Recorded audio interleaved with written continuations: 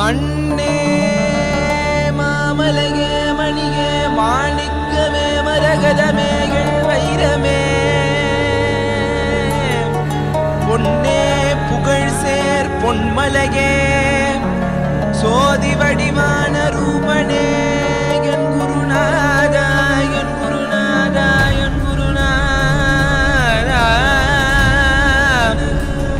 அஞ்ஞான கடல் நீங்கி எனக்கு ஆத்ம ஞானம் அளிப்பாய் குருநாதா நித்யானந்தா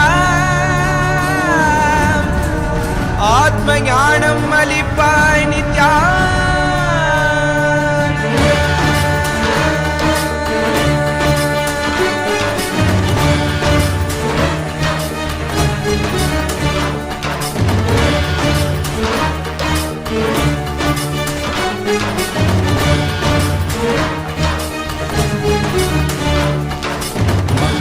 கொண்டு கங்கை முடிக்கொண்டு நர்த்தனம் புரியும் ஈசனே சுடலை பொடி பூசி புடுக்கை தனையேந்தும் காலனே புடித்தோலனே வீடு விழியால் உள்ள முறைகின்ற மதுரை மாநகரின் ராசனே இன்னல்களை கலைந்து இன்பங்களை அளிக்கும் சுந்தர வடமணி நேசனே ஞாயிறு திங்கள் நித்த முறைகின்ற செவ்விழி கொண்ட செல்வனே சொக்கனே எந்த சோமனே ஐயா சோதி வடிவான ரூபனே அடிமொழி காணா மலையே அகிலமும் போற்றிடும் ஐயனே நாதாவரணனே நால்வர் போற்றிட நயமுடனாடிடும் நாதனே ஆழகாலம் உண்டு ஆழம் காடுதனில் ஆனந்த நடமிடும் ஆதி செய்வனே மங்கையிடம் கொண்டு கங்கை முடி கொண்டு நர்த்தனம் புரியும் ஈசனே சுடலை பொடி பூசி உடுகை தனையேந்தும் காலனே புலிதோலனே மீனின் விழிகால் உள்ள முறைகின்ற மதுரை மாநகரின் ராசனே இன்னல்களை கலைந்து இன்பங்களை அளிக்கும் சுந்தர வடமணி நேசனே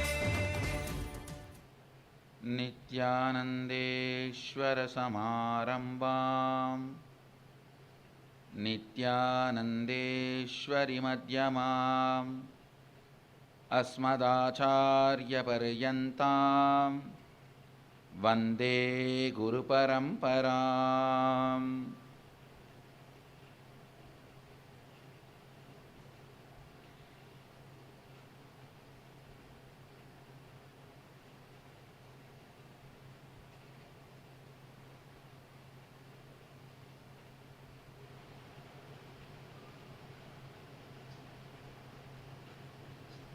உங்கள் அனைவரையும் வணங்கி வரவேற்கின்றேன்.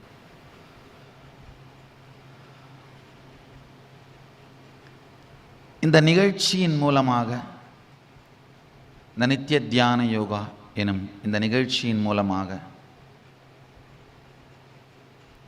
இந்த தியான முகாம் மூலமாக உங்கள் எல்லோருக்கும் நான் சொல்ல விரும்பும் செய்தியின் சாரம், உங்களுக்குள் இருக்கும் குண்டலினி சக்தி, இறை சக்தி, உங்களுடைய பல்வேறு தவறான மனப்பாங்குகள், எண்ணப்பாங்குகள், தாட் கரண்ட்ஸ்னு சொல்லுவோம், thought currents and thought patterns, மனப்பாங்குகள், எண்ணப்பாங்குகள், உணர்வு பாங்குகள், த எமோஷனல் கரண்ட்ஸ், தவறான தாட் கரண்ட்ஸாலையும் எமோஷனல் கரண்ட்ஸாலையும் மன அமைப்பினாலேயும் உங்களுக்குள் இருக்கும் இந்த குண்டலினி சக்தி இயங்காது தடை செய்யப்படுகிறது. இந்த மனப்பாங்குகளை, மன அமைப்புகளை கம்ப்ளீட் பண்ணணும், முழுமையாக்கணும். அதிலிருந்து நம்மை நாமே விடுபடுத்தி கொண்டோமானால் சரியான தியானங்களின் மூலமும் சரியான ஞான தெளிவின் மூலமும் நமக்குள் இருக்கும் குண்டலினி சக்தியை விழிப்படையச் செய்து வாழ்வை ஆனந்தமாக வாழலாம். உடல் நலம், மனநலம், பொருளாதார வளம், இனிமையான உறவுகள், ஆன்ம ஞானம் போன்றவைகளோடு வாழ்வை இனிமையாக வாழலாம். அது மட்டுமல்லாது ஒவ்வொரு மனிதனுக்கும்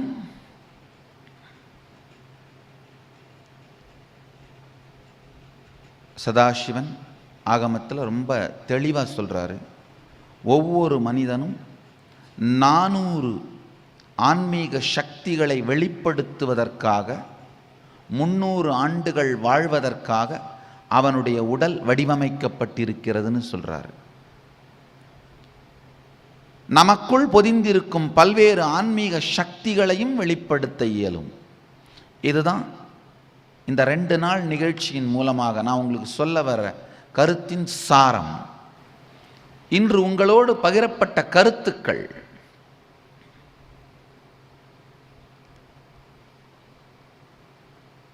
இப்போ நான் உங்களுக்கு கொடுத்த இந்த சாரம், இவைகள் சார்ந்து என்ன சந்தேகம் இருந்தாலும் கேளுங்க.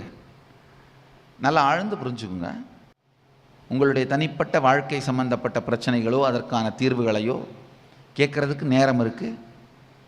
இப்போ எல்லாருடைய நேரத்தையும் அதில் வீணடிக்க வேண்டாம்.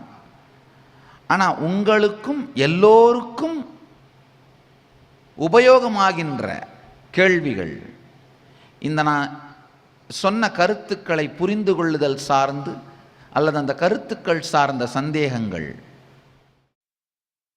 ஐயா, கழிவு கடவுளான ஐயப்பரை பற்றி தெரிஞ்சுக்கலாம்னு ஆசைப்பட்றேங்க. என்னங்க? சபரிநாதனை பற்றி தெரிஞ்சுக்கலாம்னு ஆசைப்பட்றேங்க.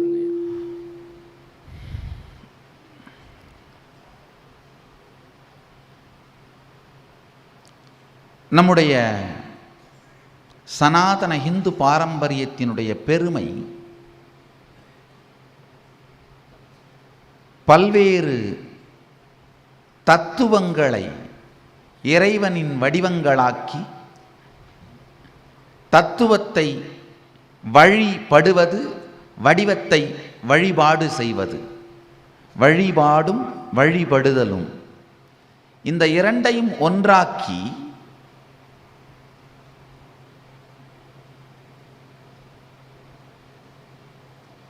அந்த தத்துவத்தின் வழிபட்டீர்களானால் இன்டலெக்சுவலாகவும் உங்களுடைய தினசரி வாழ்க்கையிலும் வாழ்க்கை முழுமையடையும். வழிபாடு செய்தீர்களானால் உணர்வு மலர்ந்து பக்தி மலர்ந்து உணர்வின் முழுமையை அடைவீர்கள்.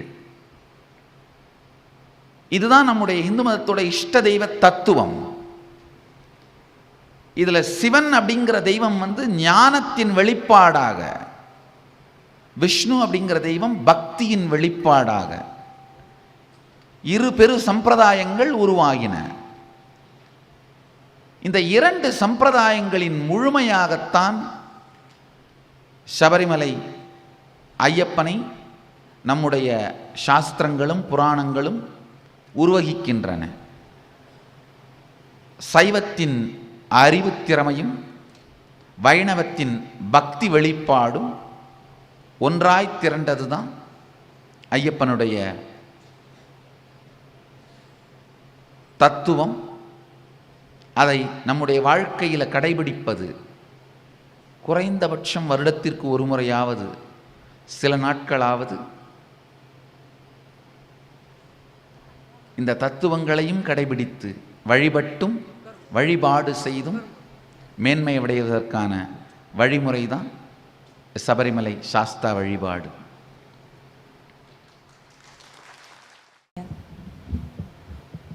நீண்ட நாள் ஆசை இன்று நிறைவேறியதுங்க ஐயா. நான் ஆரோ டிவியில் உங்களை தினமுமே நான் 5 to 7 ரொம்ப பார்த்து உங்களை ரொம்ப ரசிப்பேன். நான் மமகாரம் அந்நியகாரம் அகங்காரம் பற்றி ரொம்ப தெளிவாக சொன்னீங்க. ரொம்ப மனசில் பதிய வச்சுட்டேன். அதோக இன்டிகிரிட்டி, அதாவது அதை பற்றி ரொம்ப இன்றைக்கி அற்புதமாக நீங்கள் சொன்னது எங்கள் மனசில் ரொம்ப, அது ரொம்ப வாழ்க்கைக்கு ரொம்ப, அது அன்றாட வாழ்க்கைக்கு கண்டிப்பாக அது வேணும் அப்படிங்கிறதுல எந்த விதமான சந்தேகம் இல்லைங்க. என்னுடைய ஒரே கேள்வி ஆன்மீகம் சம்பந்தமான கேள்வி, அனைவருக்குமே அது வேணும். நவகிரகங்கள்னால் ஜாதகர்களுக்கு ஒரு நன்மையும் உண்டு தீமையும் உண்டு என்று அஸ்ட்ராலஜி மற்றும் அதை சார்ந்து நியூமராலஜியும் சொல்லுகிறது. அதை பற்றி தங்கள் கருத்து பற்றி தெளிவாக. முதல் விஷயம், அஸ்ட்ராலஜி ஒரு மிகப்பெரிய அறிவியல். நம்முடைய இந்து மதத்துக்கே சொந்தமான மிகப்பெரிய அறிவியல், அதில் சந்தேகமே இல்லை. ஆனால் இன்றைக்கு பிராக்டிஸில் நடைமுறையில் இருக்கிற அஸ்ட்ராலஜி ஒரிஜினலான அந்த சாஸ்திரத்தை தழுவி இருக்கிறதா அப்படின்னு பார்த்தீர்களானால் அது மிகப்பெரிய கேள்விக்குறி. ஒரிஜினலாக வராகமிகிரர் தான் ஜோதிட சாஸ்திரத்தின் தந்தை. அவர் எழுதின சூத்திரங்களை படித்து அஸ்ட்ராலஜராக ஆனவங்க எத்தனை பேர் இருக்காங்கன்னு பாருங்க.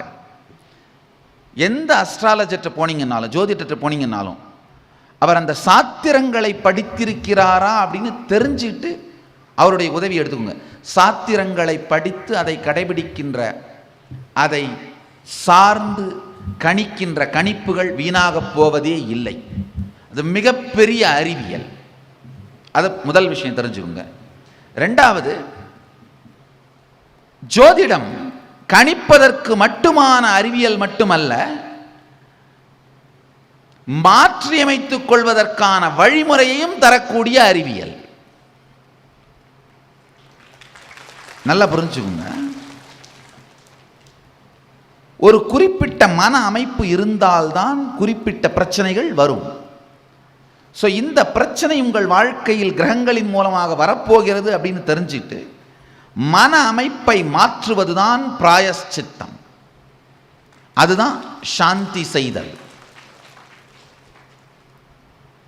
இந்த மன அமைப்பை மாற்றுகிறேன்னு உறுதி எடுத்துக்கிறதுக்காக தான் அந்த பரிகார தலங்களுக்கு போயிட்டு வரோம்.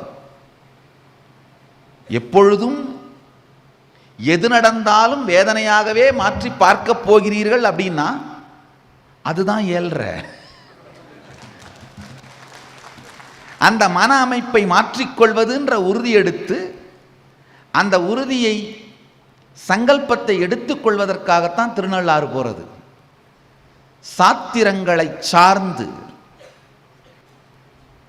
நீங்க அதை ஆய்ந்து அறிந்த ஜோதிடர்களுடைய அறிவுரையை பெறுவது மிகப்பெரிய நன்மை பயக்கும். கிரகங்கள் மிகுந்த சக்தி வாய்ந்தவை.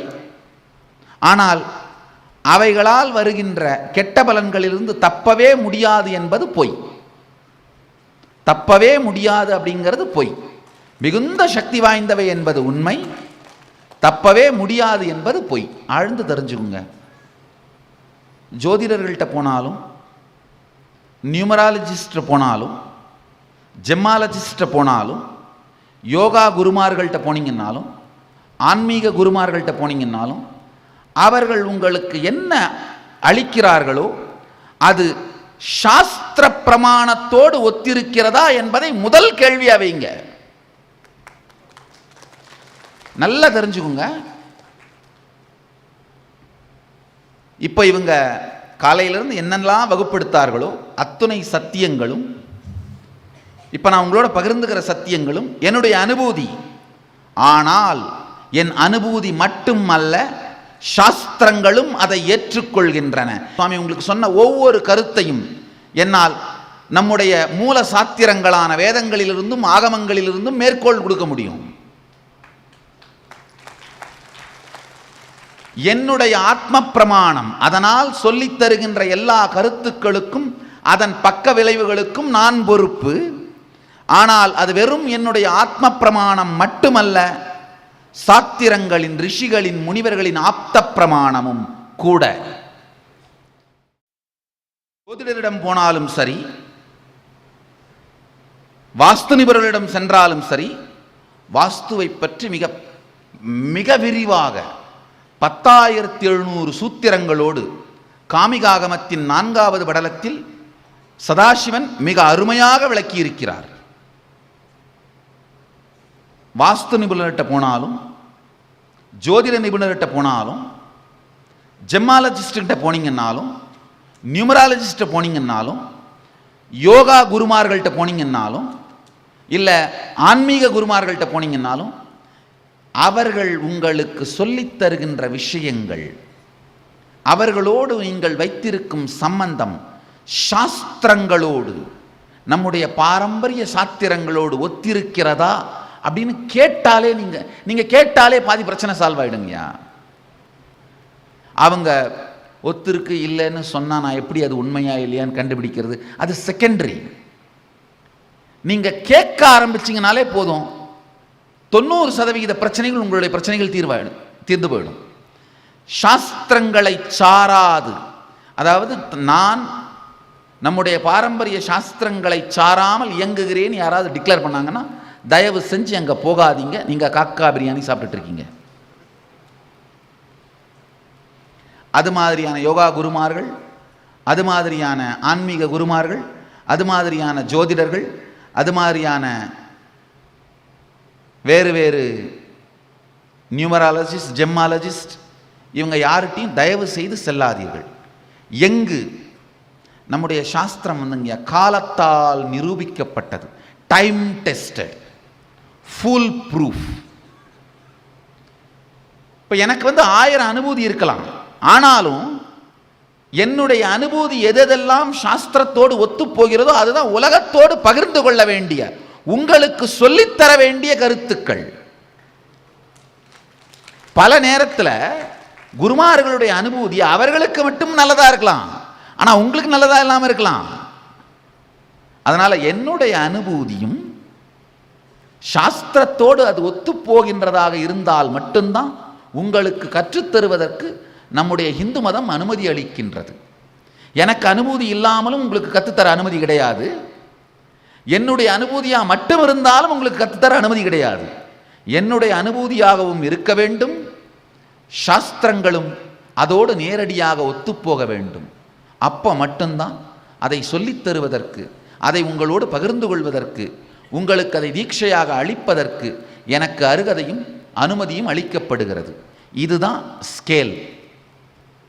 இந்த ஒரே ஒரு ஸ்கேலை மட்டும் நீங்கள்லாம் யூஸ் பண்ண ஆரம்பிச்சிங்கன்னா நம்முடைய இந்து மதத்தின் சாஸ்திரங்களின் பெயராலே யாராலும் உங்களை ஏமாற்ற முடியாது, வஞ்சிக்க முடியாது.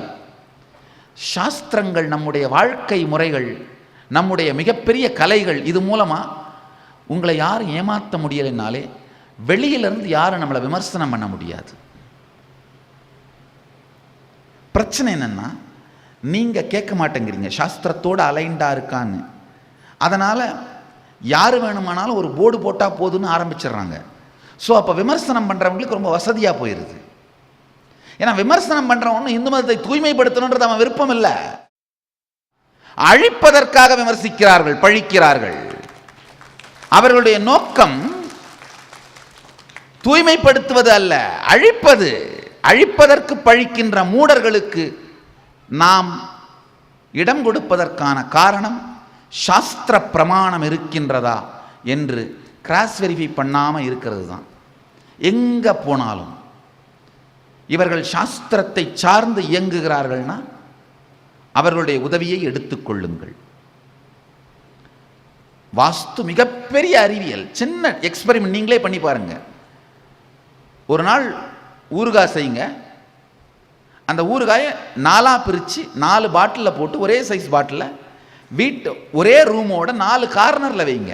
ஈசான்ய மூலையில் 1, அக்னி மூலையில் 1, நைருதியில் 1, குபேரனில் 1.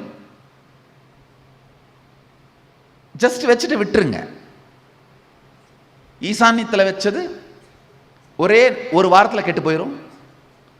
இங்கே குபேரனில் வச்சிருக்கிறது 2 வாரம் நல்லா இருக்கும், 2 வாரம் கழிச்சு கெடும். அக்னியில் வச்சிருக்கிறது 3 வாரம் கழிச்சு கெடும். நைருத்தியில் இருக்கிறது 4 மாதம் ஆனாலும் அப்படியே இருக்கும். ஒரே டெம்பரேச்சரில் வச்சு பாருங்க. திசைகளுக்கு மிகப்பெரிய சக்தி உண்டு. ஏனென்றால் நம் பூமி இயங்குகிற விதம், அதோட ஃப்ளோ ஆகிற மேக்னெட்டிக் வேவ்ஸ், அதனால் திசைகளுக்கும் வாஸ்துக்கும் மிகப்பெரிய சக்தி உண்டு. ஆனால் முறையாக காமிகாகமம் படித்த வாஸ்து அறிஞர்களிடமிருந்து கேட்டுக்கோங்க. சாத்திரம் படிக்காமல், நம்முடைய வேறான ஞான புத்தகங்களை, ஞான கிரந்தங்களை படிக்காமல், அதனுடைய ஆதியை தொடாமல்,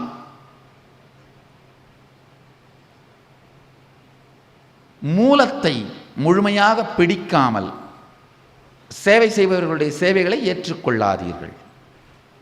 ஆனால் யார் இந்த சாத்திரங்களை கற்று முறையாக அதை உங்களுக்கு பகிர்ந்தளிக்கிறார்களோ அவர்களுடைய அறிவையும் சேவையும் உபயோகப்படுத்திக் கொள்ளுங்கள்.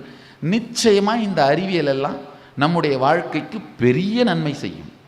நம்முடைய வாழ்க்கையை வளப்படுத்திக் கொள்வதற்காகத்தான் இந்த அறிவியலை எல்லாம் நம்முடைய முன்னோர்கள், ரிஷிமார்கள், குருமார்கள், அவதார புருஷர்கள் செய்து வைத்தார்கள்.